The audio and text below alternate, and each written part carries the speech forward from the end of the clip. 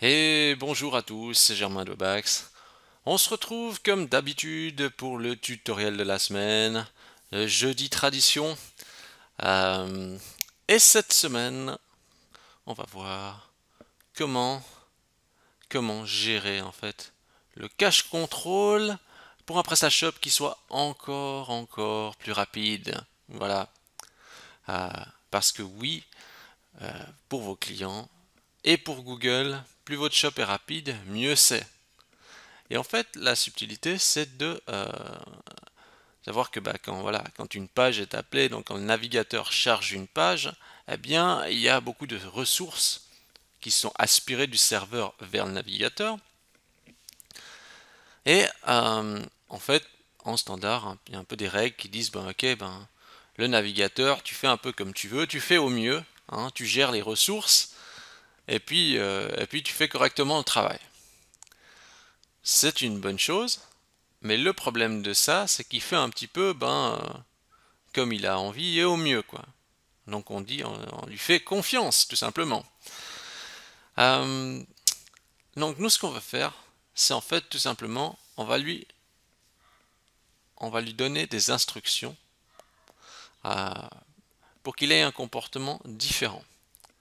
Ça veut dire que le but, c'est de lui dire télécharge les ressources, mais uniquement dans ce délai-là.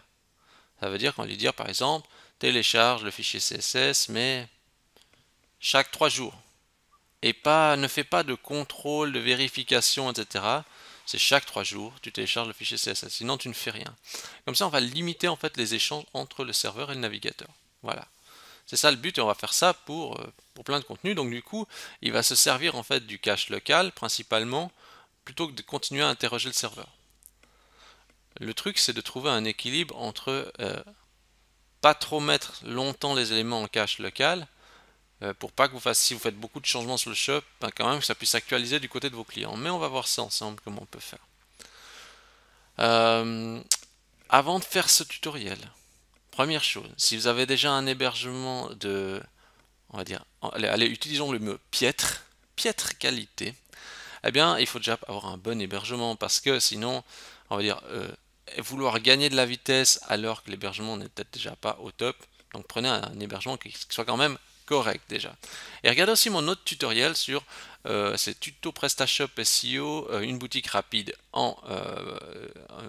une boutique rapide, c'est épisode 15, voilà, où j'explique les éléments qui sont importants pour avoir une boutique rapide.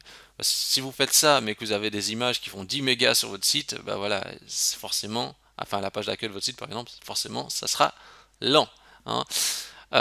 Et dites-vous bien une chose, c'est qu'avec cette méthode aussi, même sur mobile, si le mobile, ils sont en 3G et qu'il n'a pas besoin de chaque fois tous les jours tout retélécharger les ressources, etc., ça va plus vite, c'est plus confortable.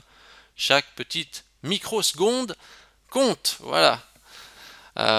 C'est pour ça que, en fait, ce qui est important, c'est de limiter le volume des données transitées entre le serveur et l'ordinateur ou entre le serveur et le support mobile, tablette, etc. C'est aussi pour ça qu'il y a certains sites qui sont très rapides, et c'est pour ça qu'à force de cumuler ces petites optimisations, on se retrouve avec des sites très rapides. Des fois, je ne veux pas dire des sites des grandes entreprises, mais des fois les sites des grandes entreprises, ils sont pas toujours super rapides. Mais ce qu'il faut comprendre, c'est la rapidité va se faire aussi à force de cumul de petites optimisations. Voilà. Je crois qu'on ne va pas attendre plus longtemps. Tout est dit.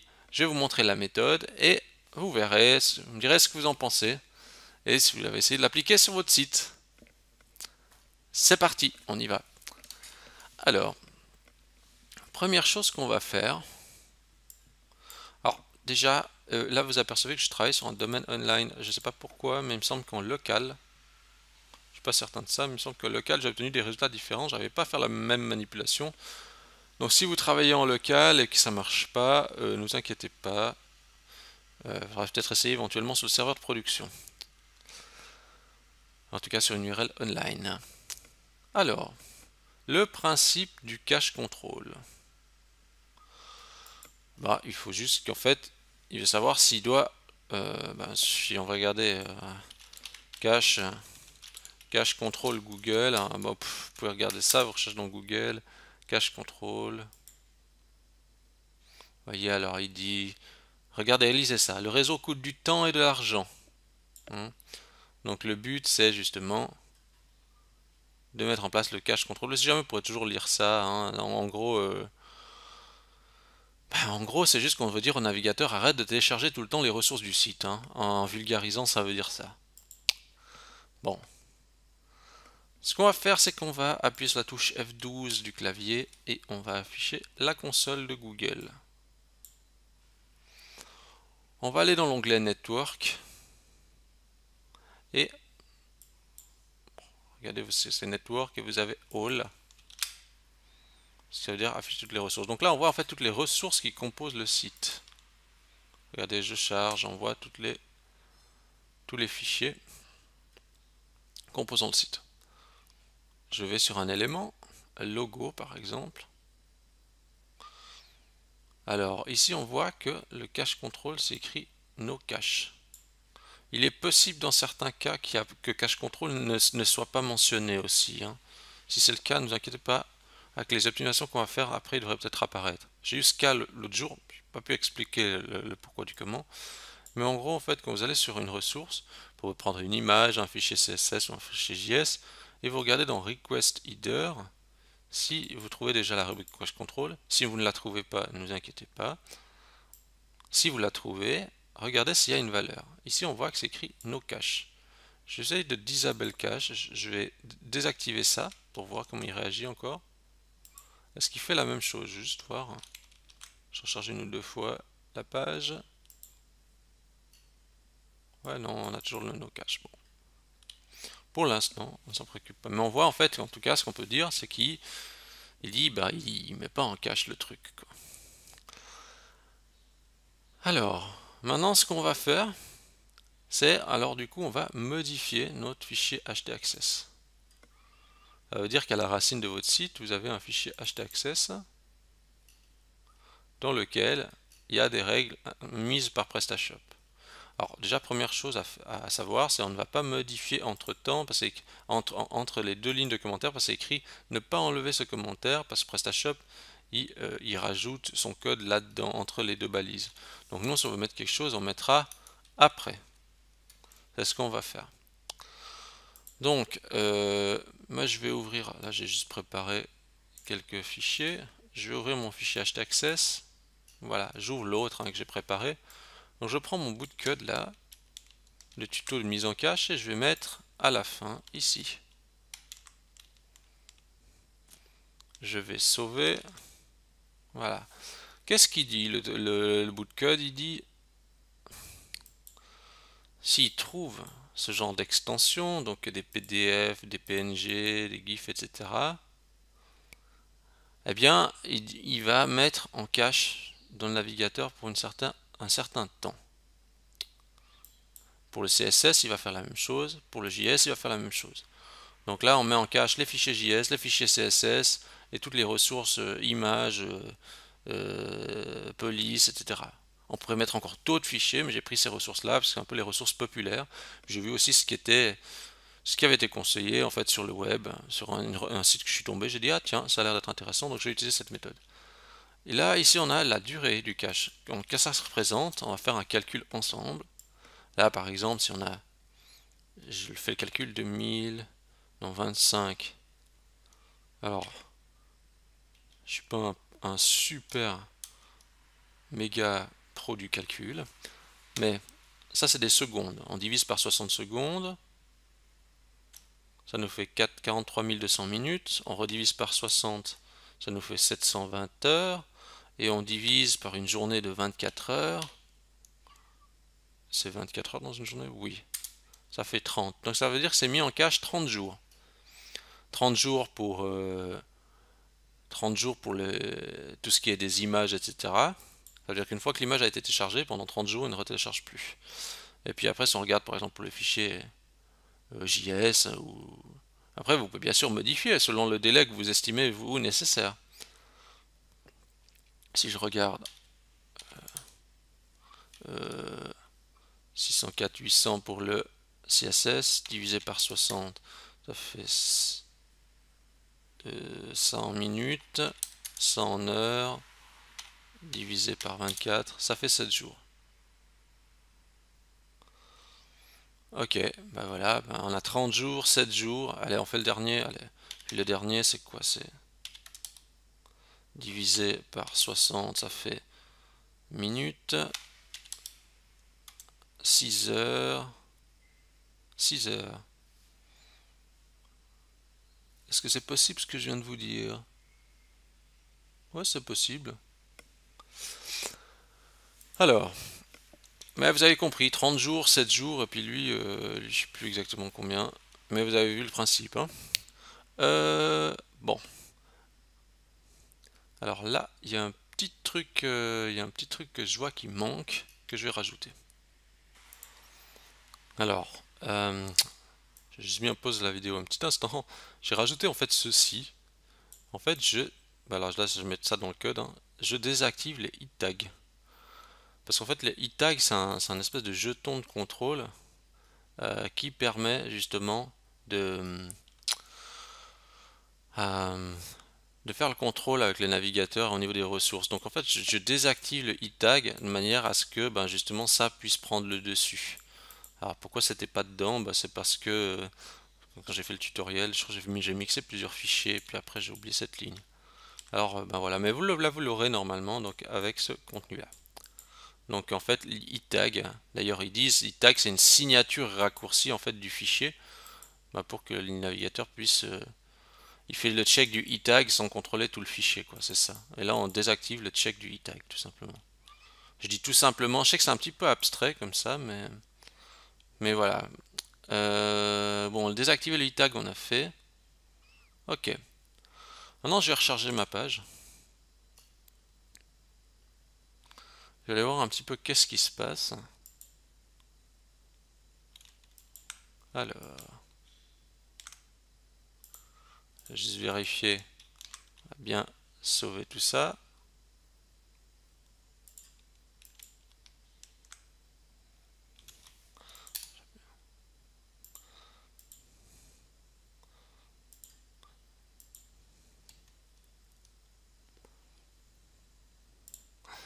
Alors, je reprends. J'ai de nouveau fait une petite halte. Parce qu'en fait, bon, là de nouveau vous devez avoir le bon fichier, hein. Mais par rapport à ce que j'ai montré avant, j'ai dû modifier un petit peu et mettre ça comme ça, le code. Parce qu'apparemment ça marchait pas tout à fait comme j'avais fait. Alors j'ai juste déplacé ça, le e-tag, je l'ai mis là-dedans et là on dirait que ça passe. Mais ça, si vous copiez tel quel, chez vous ça devrait jouer. Donc maintenant si je recharge ma page et que je vais justement dans le network, bon, toujours je peux mettre qu'est-ce que je veux voir comme ressource. Si je vais par exemple sur une image, je prends une au hasard, et que je regarde, eh bien on voit que dans les réponses header, on a cache control et c'est écrit l'âge maximum, donc les 25 minutes, donc ça veut dire pendant 30 jours.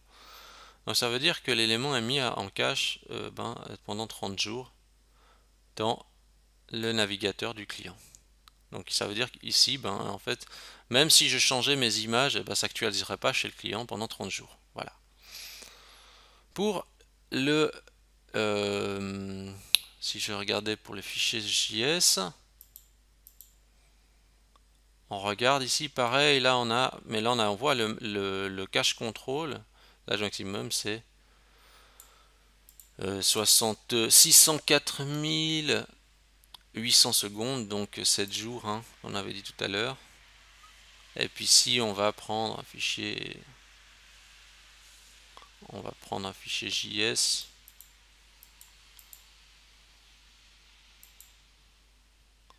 604 800.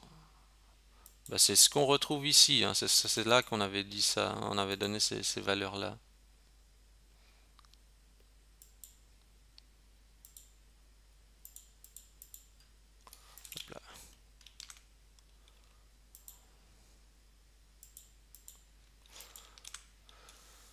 Bon, ça, je crois que c'est bon. Maintenant, ce qu'on va faire, c'est...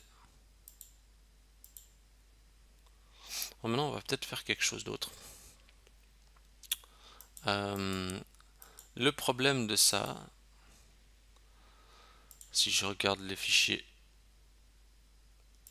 c'est que du coup, en fait, le fait qu'on a mis justement ces règles ici, eh bien, si on fait des changements, on va dire, dans le fichier CSS ou JS, on aimerait bien que chez le client ça se recharge quand même.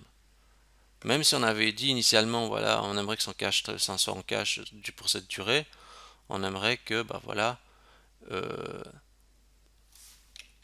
on aimerait pouvoir faire en sorte que ça dure, enfin, que le cache soit réinitialisé en fait, c'est ça. Je vais reprendre ce que je suis en train de dire là.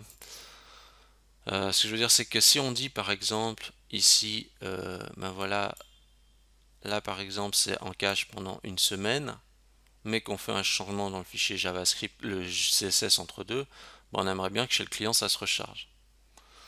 Et en fait, ce qu'il faudrait, c'est que le nom du fichier CSS change pour que le navigateur soit obligé de le recharger. Parce que si le navigateur ne connaît pas le fichier, il va forcer le rechargement. Donc ce qu'on va faire pour faire ça, on va aller faire une modification dans thème classique, template, partial, et on va aller dans JavaScript et aussi dans les style sheet qui est justement le fichier des fichiers CSS, ce qui charge les fichiers CSS en fait. Donc ce qu'on va faire, c'est je vais comparer avec le fichier que j'ai déjà préparé. Donc en fait je mets juste là que je mets juste un commentaire pour dire que je suis venu modifier quelque chose là-dedans, et je vais rajouter en fait à la fin un point d'interrogation avec la date du jour. Comme ça le nom de mon fichier reste toujours le même, mais en paramètre il y a la date du jour. Ça veut dire que du coup en fait le navigateur chaque jour au moins c'est la garantie qu'il va recharger une fois le fichier. Vous allez comprendre. Je vais faire la même chose pour le JavaScript. Hop, je rajoute ça à la fin.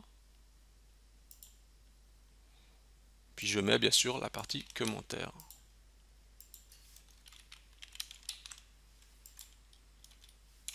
Voilà, et je sauve, et je sauve.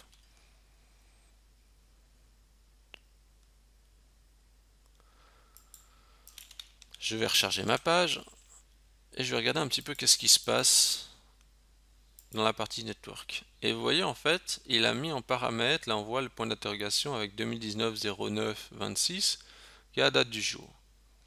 Ça permet de rendre, on va dire, le fichier unique au moins une fois par jour.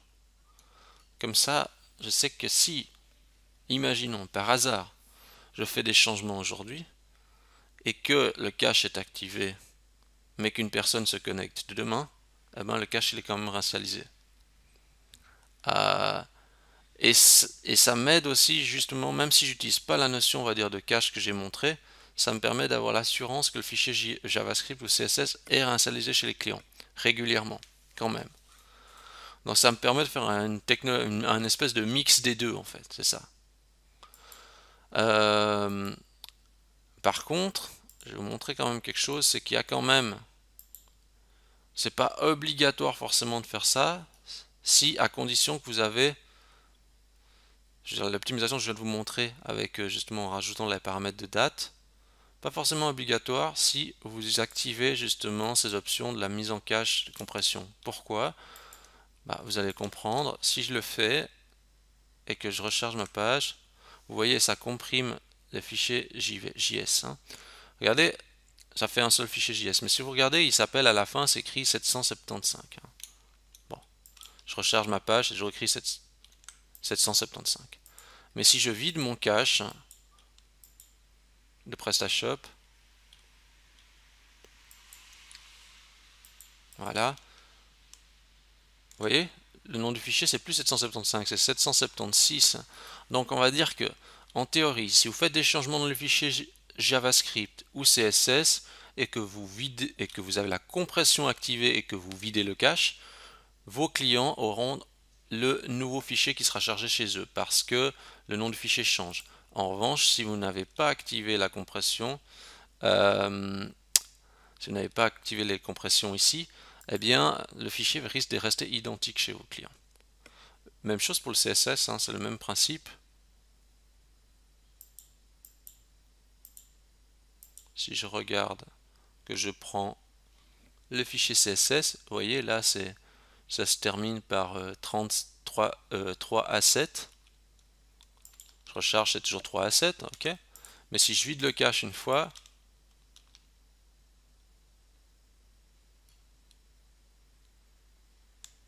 vous voyez, c'est plus 3 à 7, c'est 3 à 8, donc ça a changé. C'est pour ça que c'est important d'activer, enfin, si vous pouvez, hein, si votre thème supporte et qu'il n'y a pas de bugs spéciaux, vous pouvez activer ça, et au moins c'est l'assurance, quand vous faites des changements dans les fichiers et que vous videz le cache, et bien qu'il sera rechargé chez vos clients. Donc là, en fait, de rajouter ça à la fin, finalement, c'est superflu vu que le nom du fichier change quand même quand on vide le cache. Et qu'est-ce qu'il nous dit là? Qu'est-ce qu'il nous dit pour la police là? Ouf. Ouf. Alors, qu'est-ce qu'il nous dit? Est-ce que j'arrive à me positionner dessus? Là, je sais pas pourquoi j'arrive pas à aller dessus. Je vais regarder de nouveau sur les fichiers. Qu'est-ce qu'il nous dit pour les fichiers images? 25, 92, 00.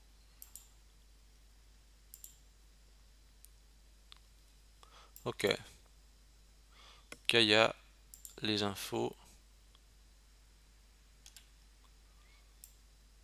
C'est marrant, là il y a une valeur, je sais pas.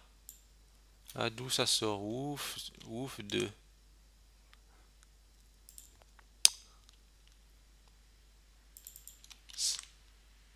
C'est marrant, je sais pas pourquoi. Par exemple ici, l'âge. L'âge, on dirait qu'il n'est pas identique à ce que j'ai mis dans le fichier htaccess. Il y a peut-être quelque chose qui prend le dessus quelque part. Par contre, pour le fichier CSS, je vois que c'est juste. Bon. Bon, je crois que je vais pas faire plus long sur ce sujet. Parce qu'il peut y avoir des subtilités, des petites variantes, des petites choses à creuser. Mais je crois que vous avez compris le principe. Donc, le principe, finalement, il est assez simple. On ajoute juste ça dans le fichier htaccess et après, ça compresse. Enfin, non, ça compresse. Ça met en cache simplement les informations. Et il faut faire ça avant. Il faut désactiver le e-tag parce que si vous ne faites pas ça, apparemment, le cache control ne peut pas fonctionner.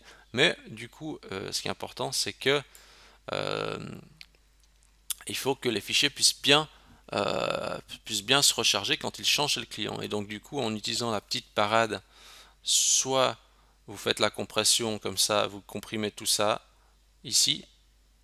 Alors là, si vous faites la compression, vous êtes garanti que ça va recharger chez le client.